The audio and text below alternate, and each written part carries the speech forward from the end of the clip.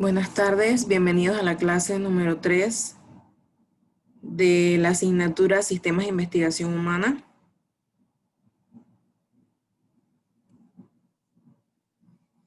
Como primer punto vamos a hablar sobre los estudios antemortem y postmortem.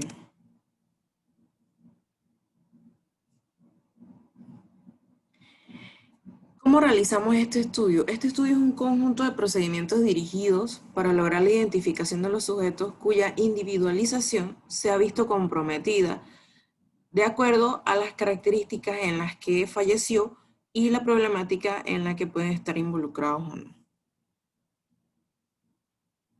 ¿Qué vamos a utilizar? Como les mencioné, es un conjunto de técnicas o procedimientos. Entonces podemos utilizar un odontograma o una ficha dental, ya sea antemortem y postmortem. Podemos realizar autopsias bucales para poder extraer la mandíbula, para observar mejor las piezas dentales.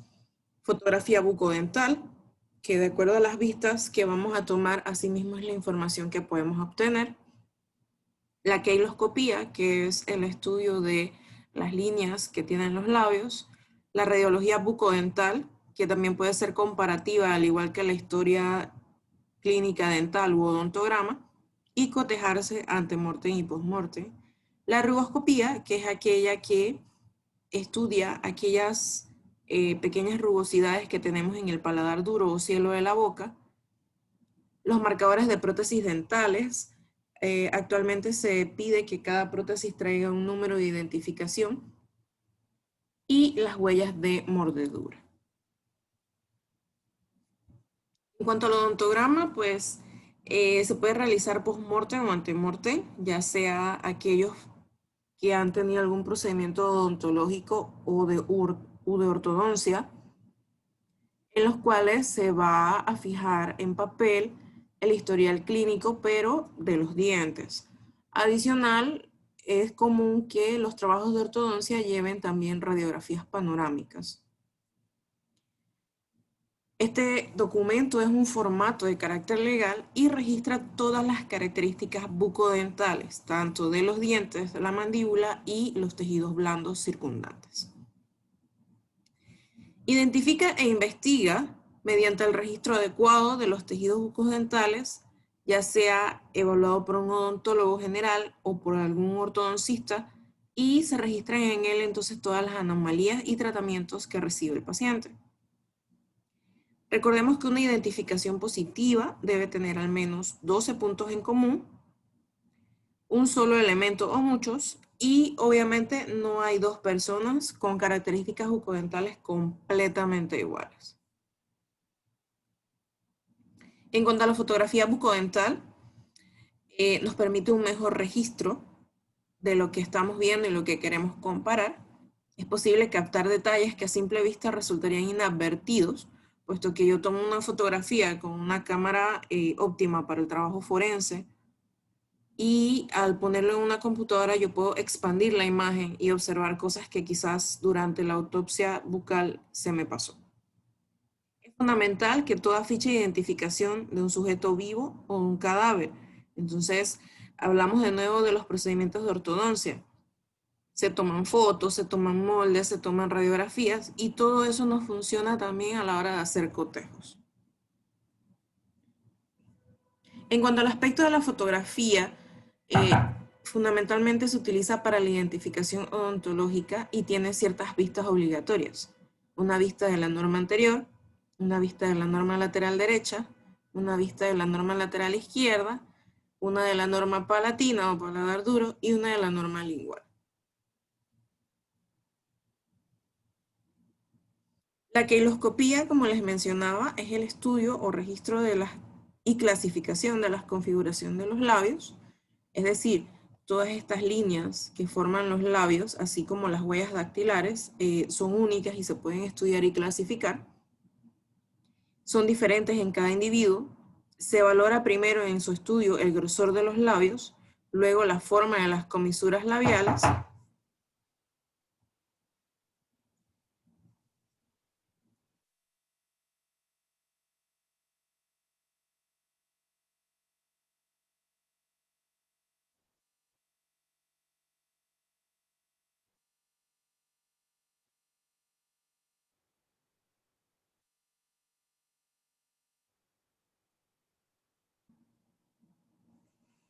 Tenemos entonces que finalmente los surcos o huellas de los mismos también deben ser registrados. Debemos anotar cualquier anomalía de origen congénito o adquirido que podamos observar o que el paciente nos refiera, porque las mismas pueden ser corregidas quirúrgicamente. Anotar lo que se observa cuando lo vemos de frente y de perfil y colocar la cabeza en el plano de Frankfurt para describir mejor las características. En cuanto a la radiografía bucodental, es indispensable, como les mencioné, sobre todo en la ortodoncia. La mayoría de las personas sometidas a estos tratamientos tienen siempre un historial o un registro. En cuanto a la rugoscopía, es el estudio, registro y clasificación de las arrugas que se localizan en la región anterior en el paladar duro. Se forman aproximadamente en el tercer mes de vida intrauterina y desaparecen ya con la descomposición del cadáver. Las arrugas palatinas también son diferentes, son inmutables y son perennes, es decir, no hay dos personas con las mismas arrugas, no se pueden alterar tan fácilmente y pueden permanecer por un periodo largo de tiempo después de la muerte y solamente empiezan a desaparecer, como lo dice el texto, pues cuando inicia la descomposición cadavérica. Las arrugas palatinas entonces las podemos clasificar también de acuerdo a la forma, si son simples o si son compuestas, y a cada uno de estos tipos se le asigna un valor numérico para facilitar su registro. También existe la ficha rugoscópica o el identorrugograma, que es importante obtener un modelo de la arcada superior para efectuar la clasificación y anexar una fotografía. Esta es la vista palatina, de la norma palatina. Y la ficha rugoscópica, entonces, es un documento en el cual se va a anotar la forma, el tipo y el número de arrugas palatinas que presenta el sujeto de estudio.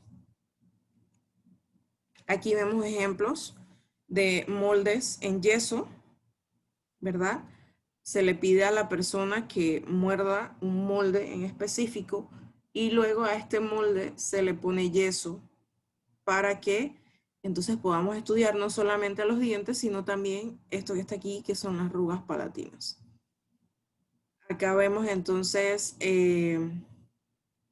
prótesis, donde con el moldeado también se pueden observar un poco las arrugas y pues aquí ya se han identificado con un plumón indeleble para poder estudiarlas mejor.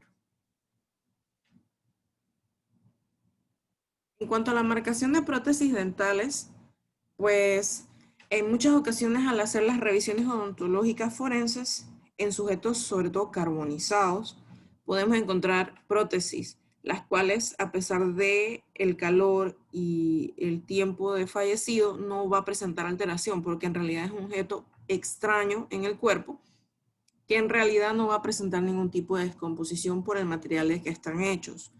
Entonces, solamente se van a encontrar alteradas en situaciones de traumas craneoencefálico o golpes fuertes en la cabeza, sobre todo aquellos que comprometen el área de la cara o facial y relacionados a lesiones moderadas a graves en el área de la boca. Pero aún así, la marcación o el código se puede estudiar. Lo que nos va a dificultar este tipo de trauma o este tipo de muerte, de causa de muerte, perdón, es la comparación, el cotejo de las fotografías que estén en el historial versus las fotografías o la prótesis que tengamos en el momento. Como vemos, pues están hechas de ciertas aleaciones, pueden ser metálicas o metálicas y de porcelana, dependiendo del gusto del paciente o la disposición que tiene el médico para fabricar la prótesis.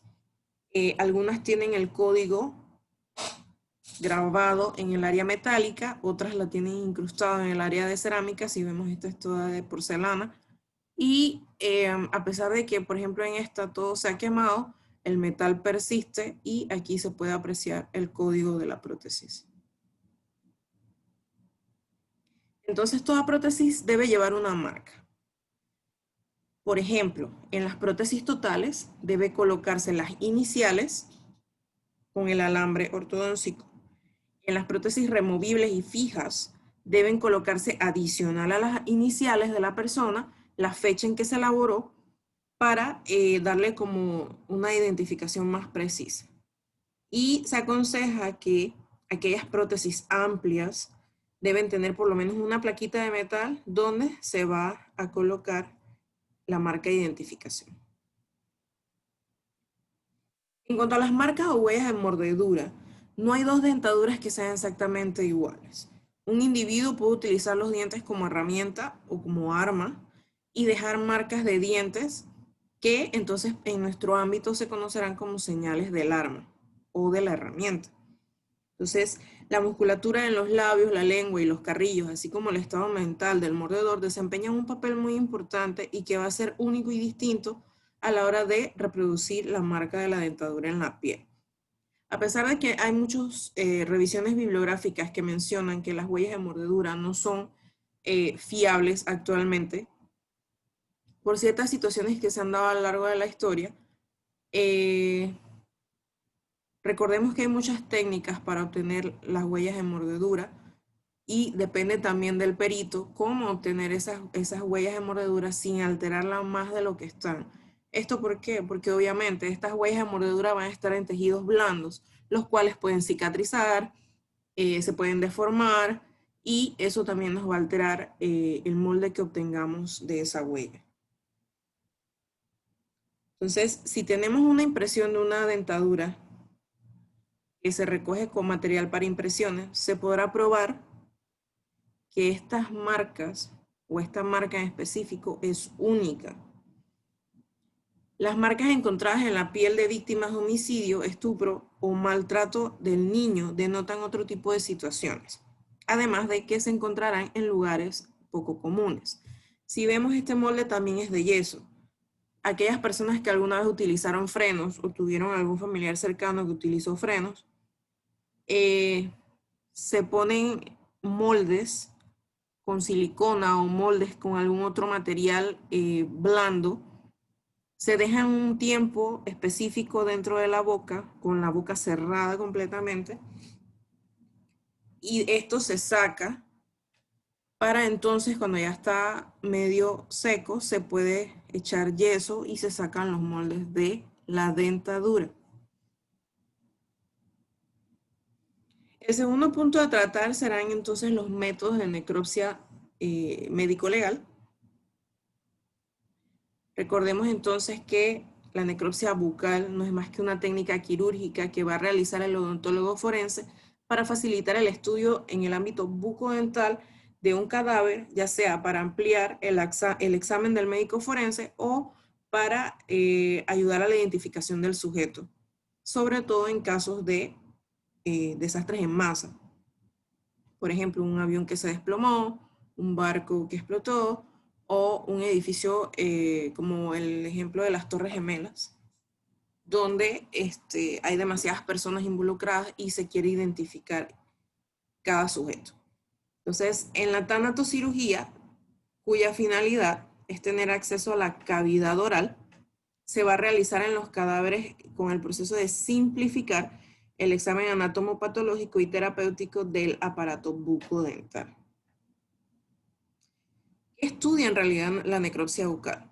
El número de dientes, los que están presentes, los que no están presentes, el número de las caries, la clase, el tamaño, la forma, qué dientes están afectados, la presencia de restauraciones, dónde, qué tamaño y cuáles son los dientes que están restaurados, la cavidad y el tipo de material que se utilizó para restaurar. Recordemos que quizás cuando ustedes eran niños las amalgamas eran metálicas, ahora son de un tipo de aleación que se asemeja al color natural de los dientes.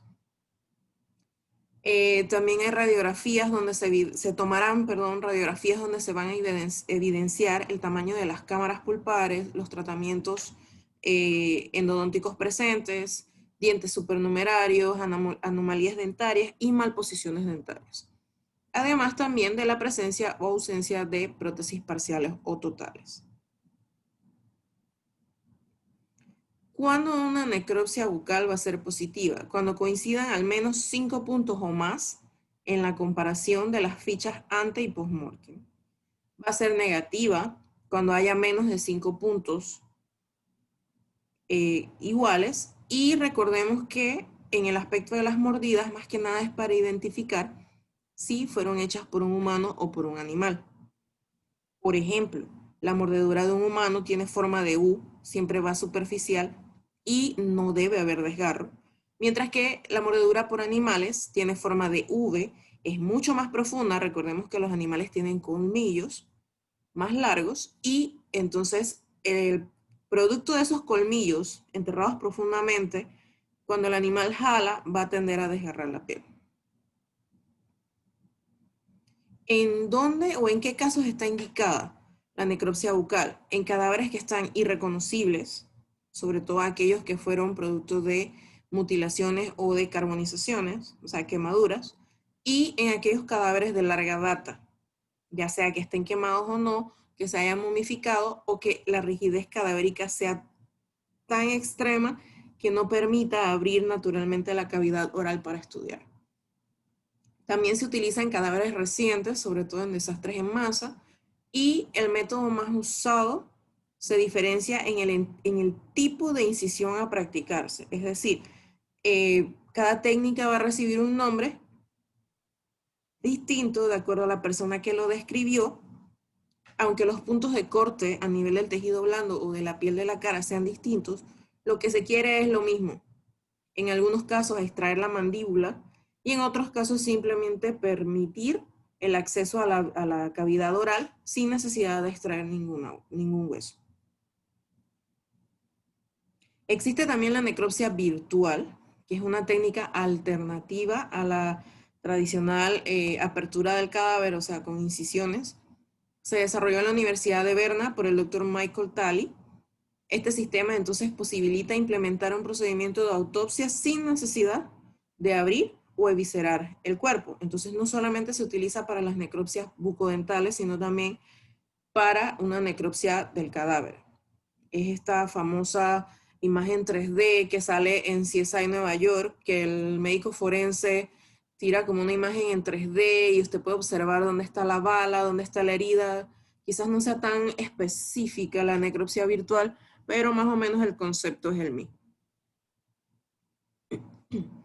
Entonces, la obtención de las imágenes en este sistema se logra a través ya sea de CAT, de resonancia, y el escáner de superficie óptica en 3D. Y el resultado entonces va a ser un proceso mínimamente invasivo. No va a haber necesidad de cortar ni de extraer nada. Y como vemos en esta imagen, este paciente presenta una fractura de mandíbula a nivel del cuerpo de la mandíbula. Pero también podemos observar otras estructuras, y no solamente en la cabeza, sino el resto del cuerpo.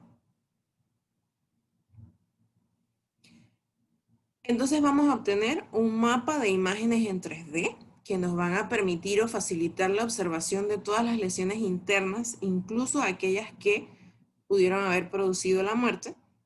Y estas imágenes obtenidas van a estar almacenadas de forma permanente, pueden ser revisadas una y otra vez, siempre y cuando se tenga el acceso y el número del caso, porque deben guardarse así, con números de caso, nombre, implicado, año y todo lo demás.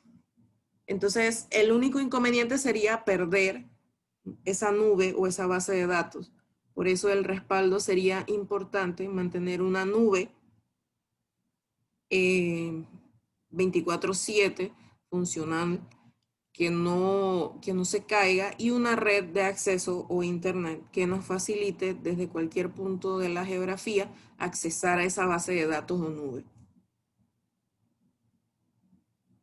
¿Cuáles son los objetivos finales de la autopsia bucal? Primero que nada, determinación precisa de la identidad individual, mediante la comparación de la fórmula dentaria. La determinación precisa de la edad del individuo, la talla del individuo, si utilizamos sobre todo el método de la cuerda de Correa, la determinación del grupo étnico o raza, determinación bioanalítica o histoquímica de la intoxicación de cualquier tipo, y la determinación histopatológica de entidades neoplásicas locales o metastásicas que puedan afectar la cavidad bucal. Como último punto, entonces veremos los cambios morfológicos y la patología oral. Bien, ¿qué estamos viendo en esta imagen? Esto que está aquí, donde cierra la boca, son los dientes de leche. Y esto que está acá arriba son todos los dientes permanentes. Y en algún momento, cuando nosotros mudemos los dientes de leche, estos dientes van a ir erupcionando poco a poco, hasta completar entonces la dentadura permanente. Una de las alteraciones que podemos observar es el edentulismo. Puede darse por múltiples situaciones, pero es más común en las personas mayores. Y nos va a deformar. Primero que nada, vamos a perder información. Porque si ven, esta es una dentadura normal, una mandíbula normal, y estas no tienen dientes. Entonces, primero que nada, perdimos la información más importante de la cavidad bucal, los dientes.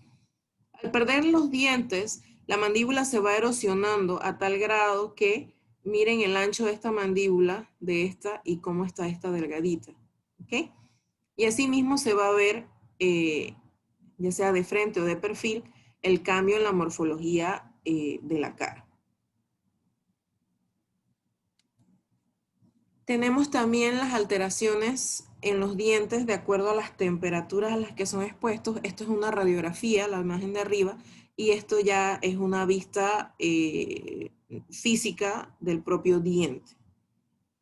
Entonces vemos como a 100 grados simplemente va a haber una alteración mínima en lo interno.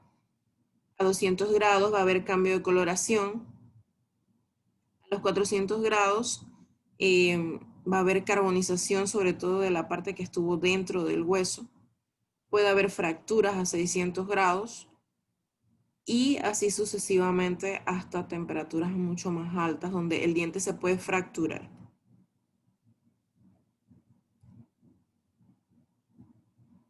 Estas son imágenes de caries dentales, ¿verdad? Hay muchas formas de solucionar esta enfermedad. Una de ellas sería entonces simplemente colocar una amalgama, ya sea metálica o de estas nuevas que son del mismo color del diente. Y la otra sería entonces abrir, extraer la raíz nerviosa y colocar entonces la amalgama por encima para evitar dolores futuros respecto al diente.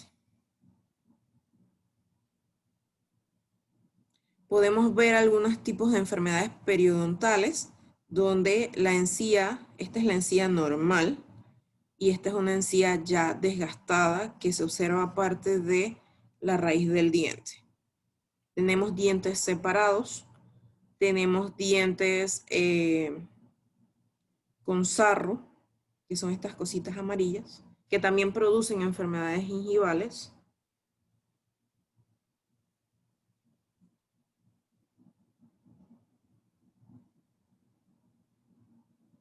Estos son los dientes de Hutchinson que están asociados a enfermedades congénitas, es decir, aquellas adquiridas durante el embarazo por el feto.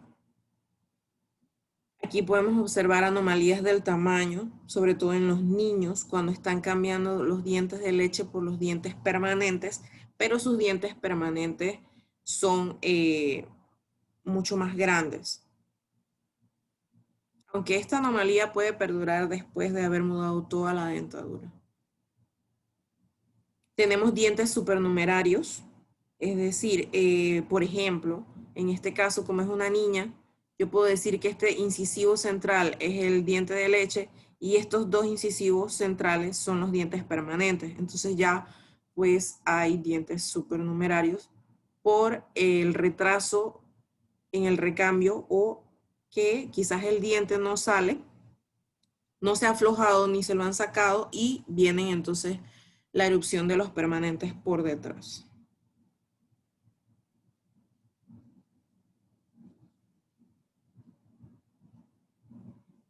Esta es una dentición decidua que con el paso del tiempo simplemente se fusiona al diente permanente y permanece en la dentadura de la persona. En cuanto a la norma oficial mexicana para las enfermedades dentales, que es lo que se pide que se les explique, les voy a hacer un resumen de toda la norma, ¿ok? La norma ha sufrido varias modificaciones en el 2008, en el 2014, en el 2015, pero en realidad no es más que un consenso de los odontólogos a nivel de México y de Latinoamérica, donde se describen las enfermedades bucales. Y recordemos que se evalúan 3 ámbitos de la salud bucal primordialmente: las caries, la enfermedad periodontal y el edentulismo, que son los 3 principales problemas de salud pública relacionados a la salud bucal.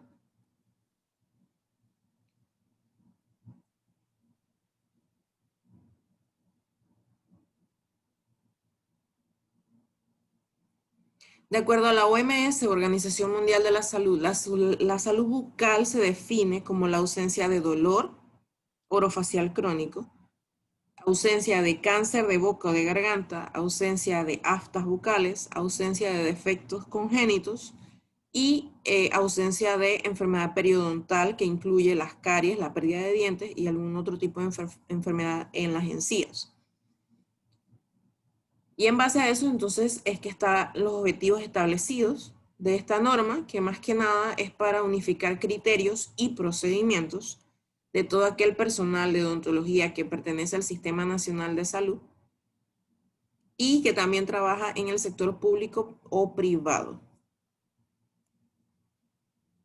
¿En qué se aplica? Pues se aplica en la observancia obligatoria en todo el territorio nacional, obviamente en México, y están atañidos a esta aplicación todo el personal que trabaja en odontología, desde los médicos, los asistentes, hasta las instituciones privadas y las instituciones formadoras de recursos humanos, es decir, la Facultad de Odontología de una universidad en específico. Y se basa más que nada en acciones de promoción de la salud bucal que están en la prevención, el diagnóstico y el tratamiento oportuno.